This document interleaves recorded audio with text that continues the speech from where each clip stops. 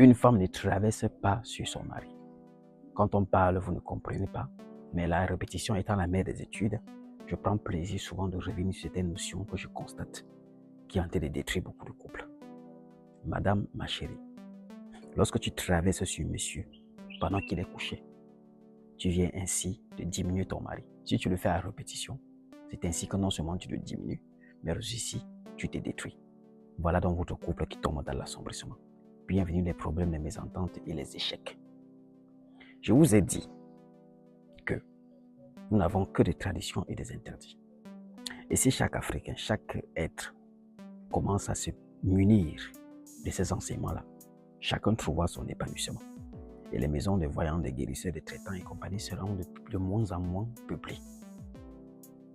Sachez ceci, la femme dans un lit avec un homme, la position déjà est très importante. La femme doit se coucher à la gauche de l'homme. Et quand je parle de la gauche, c'est l'homme qui est couché, voyez, regardant son plafond, et à sa gauche, il y a la femme qui est couchée. Voilà comment la femme dort. Et même si ton mari n'est plus sur le lit, tu ne traverses pas sur la place qui se couche. Tu descends de l'autre côté du lit. Beaucoup de femmes descendent sur le lit en traversant sur la place de leur mari ou en traversant sur le mari.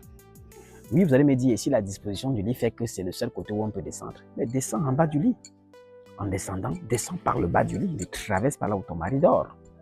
Et cher monsieur, n'accepte pas ça également.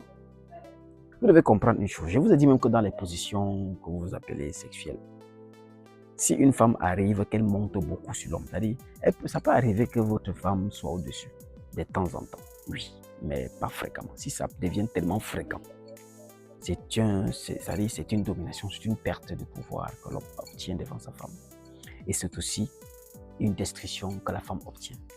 Parce que la femme qui est sur l'homme, c'est désormais les genoux de la femme qui sont au sol. Là, il y a inverse de rite.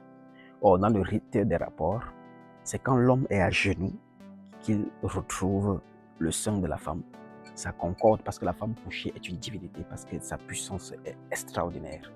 C'est d'où elle retrouve. Vous ne voyez pas qu'étant couché, vous êtes faible, non. Quand la femme est couchée, l'homme se met à genoux. Le Créateur, regardez l'action.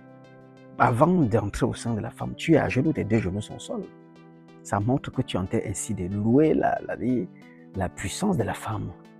Mais si cela revient à l'inverse, où l'homme est couché et la femme met ses genoux pour se monter sur lui, il y a une inverse de rite. Et en ce moment-là, beaucoup de choses peuvent se passer. C'est pour ça que j'ai dit, même si ça vous arrive de le faire une, deux fois, mais ne le faites pas fréquemment. Et il y a beaucoup d'interdits comme ça. Quand on dit, et les gens prennent à la banalité. Pourtant, ce sont des leçons de vie qui doivent sauver des couples. Ah, je n'étais là, je n'ai pas de mari. Oh, mon gars et moi, chaque homme. Qu'est-ce que vous faites dans le couple pour sauvegarder ce couple-là? Quel interdit vous respectez? Est-ce que vous savez des interdits d'un couple? Est-ce que vous connaissez que lorsqu'un couple est ensemble, il y a des choses qu'il faut faire? Est-ce que vous savez comment disposer de nous? Autant de choses. Donc, dans cette vidéo, une fois de plus, je donne ce rappel pour que le cerveau continue à s'allumer.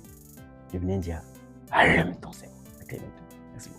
Univers initiatique aux traditions et à la culture africaine. Unitraka. Unitraka. Unitraka.